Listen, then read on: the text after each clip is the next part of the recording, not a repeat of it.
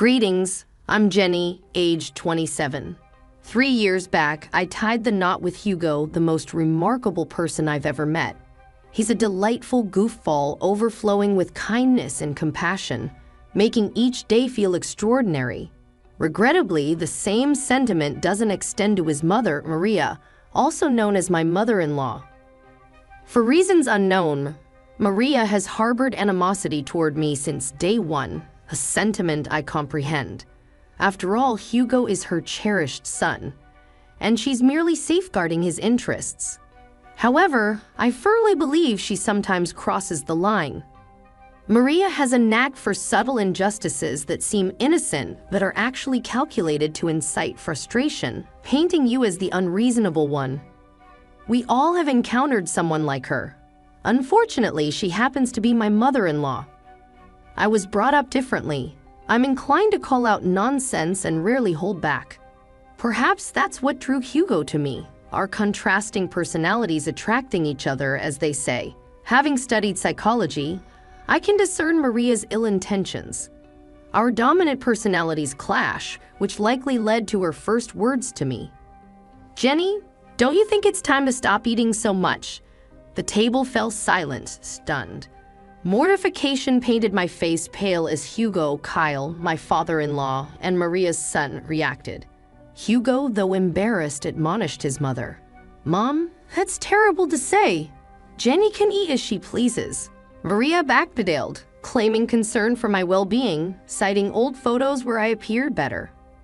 Despite my embarrassment morphing into irritation, I kept calm, not wanting to cause a scene. During our initial meeting, I graciously accepted her unsolicited advice. As time passed, such incidents increased in frequency and intensity. Despite bonding with everyone, Maria remained the sour center, her disdain unfounded.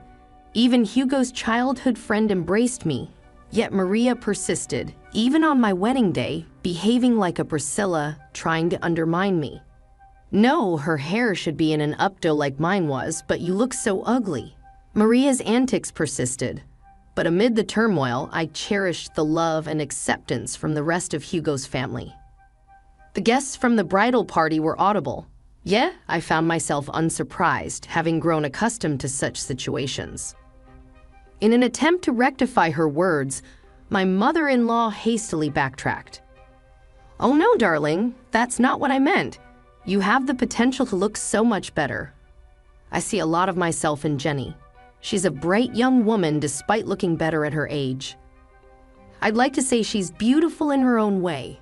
While my father-in-law managed to quell her ruthless antics on that day, the lingering pain and bitterness persisted.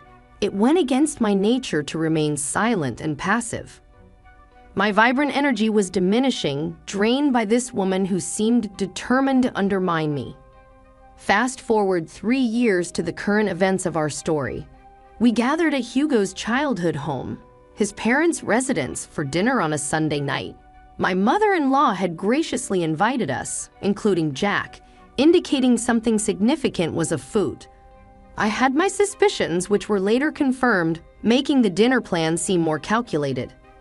As the evening unfolded, my mother-in-law seized everyone's attention, announcing an important revelation. Armed with a paper, she began reading. "Attention, everyone. I have an announcement. Since my birthday is approaching, I want to share my plans. We're going to Hawaii." The paper confirmed the trip, met with excitement from everyone at the table. "That sounds fantastic. What amazing news. Jenny, I've always wanted to go to Hawaii. This is great news. I'm so excited. Thanks so much, May." "Actually, you're not coming, honey." "What do you mean? This wasn't part of the plan." I made some last-minute changes and canceled her ticket before incurring extra charges, so my ticket was already purchased and she just canceled it. "Why does she hate me so much, Mom? What are you talking about?" In the ensuing chaos, Jack and I remained silent.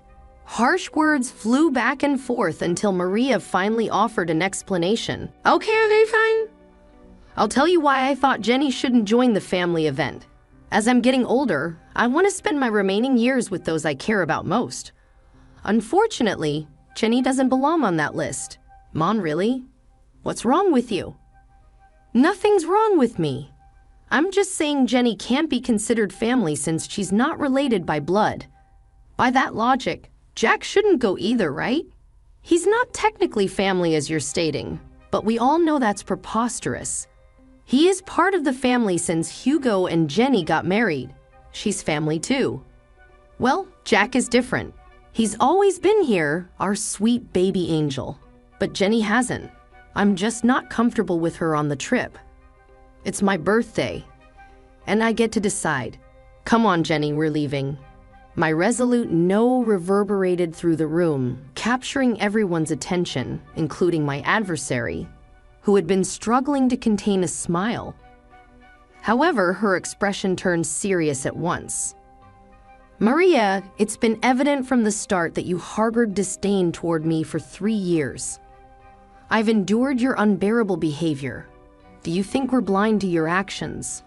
Do you believe we don't see your narcissism? Watch your tone, young lady. Remember, you're in my house, and it won't be for much longer. In fact, I'm about to leave. But before I go, there's something I need to say. I addressed my beloved husband, whose eyes burned with anger as he looked at his mother. Darling, I love you completely, and I tried to weather the storm for so long. But it's clear now that your mother will never embrace me into this family. No matter how hard I try or how often I hold my tongue, she'll always find fault with me. You should go on this trip. You can't miss it. Despite her quirks, she's still your mother, and you love her and she loves you, so go. Don't worry about me. I'll manage. Turning to my mother-in-law, who appeared stunned by my words, I continued, and as for you, unfortunately for you, I'm in love with your son, and I'm not going anywhere. You might think you can push me out, but I'm here to stay. Even in Hawaii, you'll be thinking of me because, let's be honest, I think you're fixated on me. How dare you? I ought to slap you right now. I'm at my wit's end, she retorted. You're fixated on me, obsessed with tearing me down, and I can't fathom why when all I've done is extend kindness and patience, even when you didn't deserve it. But enough is enough. If you don't want me in Hawaii or consider me part of the family, fine. But I will always be here. As long as I breathe, I'll be here for Hugo, Kyle, and even Jack, but never for you. In that moment, I realized I had finally silenced her. She stood with her mouth agape, seemingly searching for words that her mind wouldn't allow. I bid farewell to the other family members, kissed my husband on the cheek, and headed towards the exit. Let me drive you home at least. I can't let you take a cab, Hugo insisted. Don't worry about me, babe. I love you and thank you for loving me, but I'll be fine. You have a trip to discuss, okay? If you say you'll be fine, I'll believe you. Oh, don't forget your purse, right? My purse. Upon reaching the kitchen, where Maria had retreated, presumably to catch her breath after the altercation, I encountered her. What do you want? She snapped. Don't worry about me, sweetheart. I'm just here to collect my things. Well, make it quick. I want you out of my house. With that, she swiftly stormed out, too filled with anger to see me off. In that moment, I scoffed at her absurdity, grabbed my purse, and noticed a piece of paper next to it. Assuming it was the trip itinerary, I grabbed it to sneak a peek at what I was missing. As I began to read, I discovered Maria's handwriting. Dearest Jack, you've always been like a son to me, and I love you dearly. It's a letter to Jack, a bit strange, but I suppose it's thoughtful. For some reason, my curiosity led me to read further. The love and care you've shown me throughout the years will never be forgotten. Regrettably, even in my son Hugo's case, I feel the love we once shared is no longer there. Wait, is she saying she loves Jack more than Hugo? That can't be right.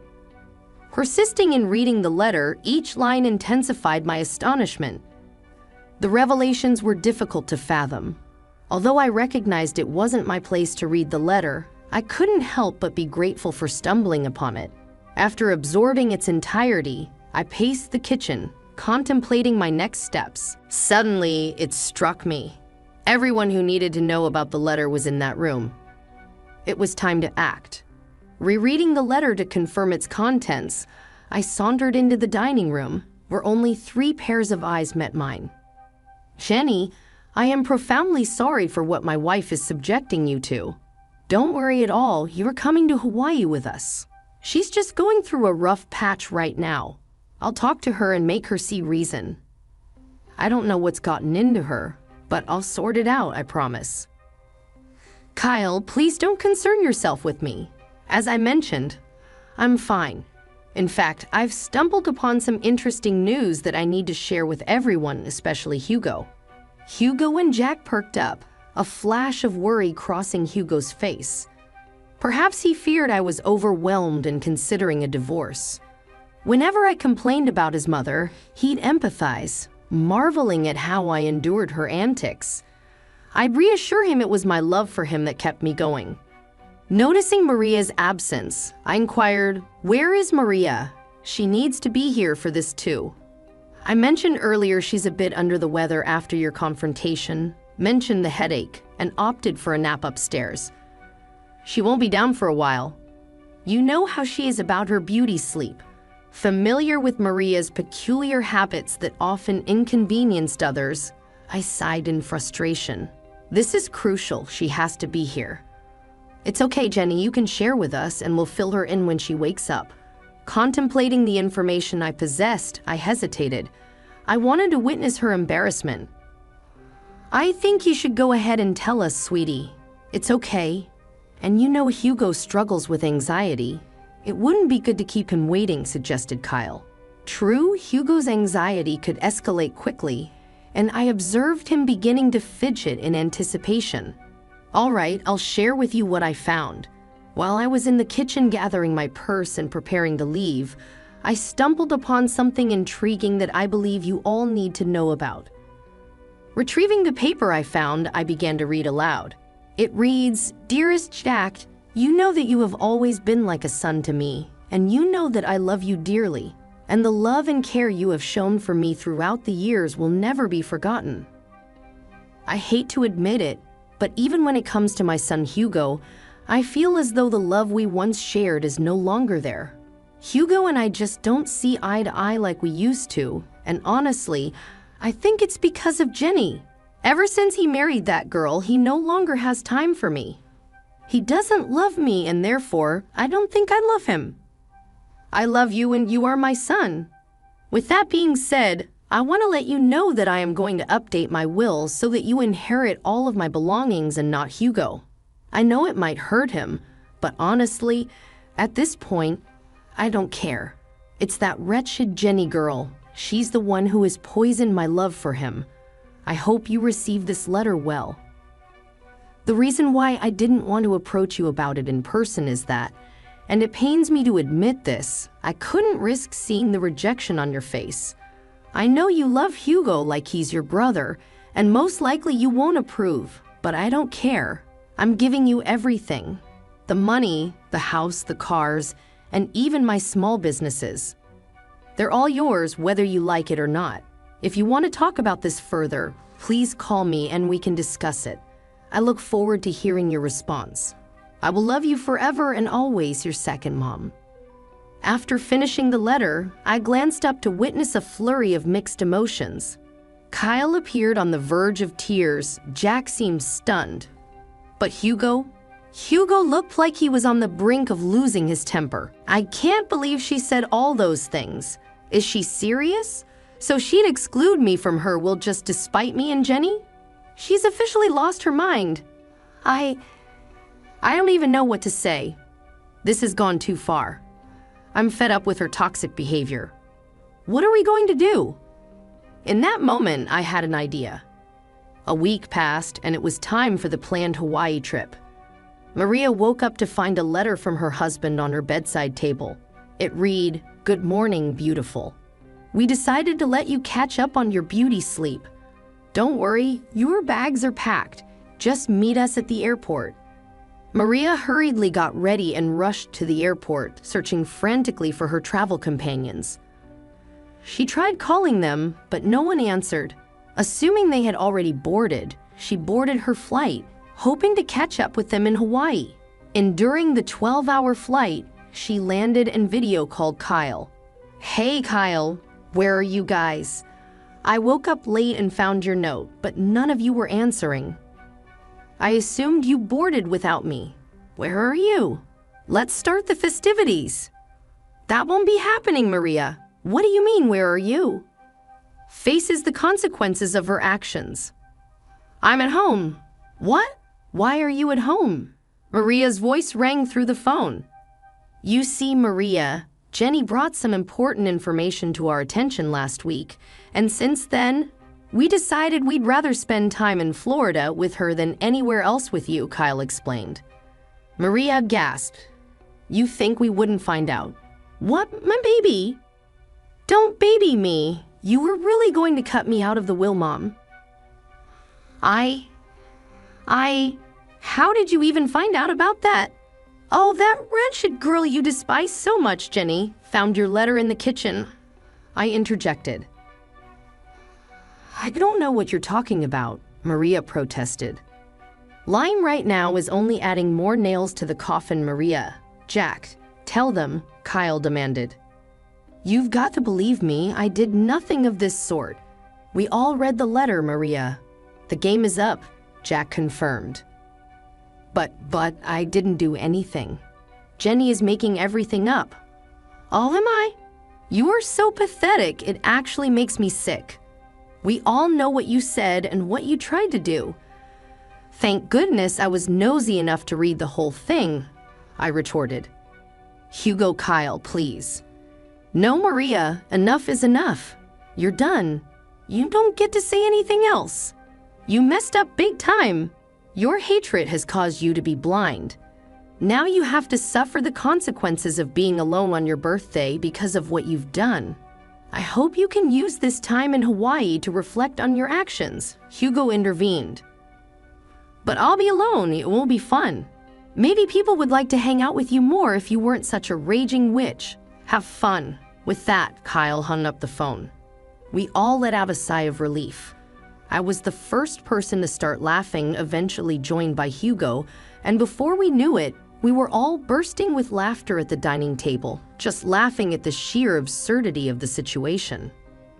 The look on her face once she realized the game was up was priceless.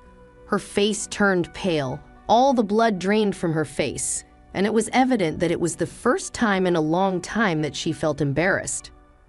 Maria had to spend her vacation alone, frequently calling Kyle to see if he would at least come and join her because canceling the reservations she made would be expensive.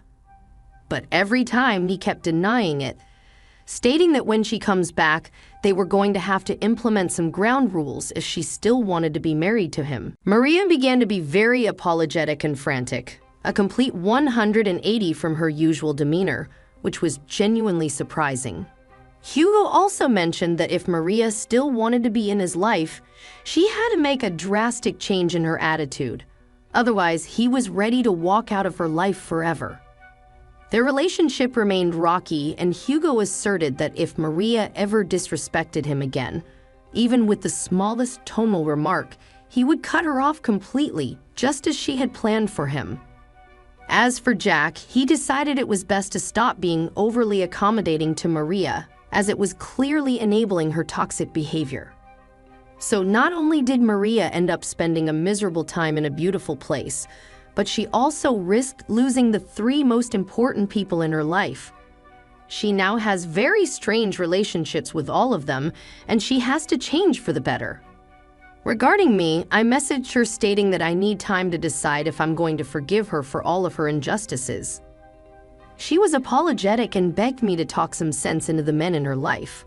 I refused, stating that this is the bed she made for herself, and now she has to lie in it. To this day, Maria is still attempting to mend the very broken relationships that she caused. I just hope she learned her lesson and faces the consequences of her actions.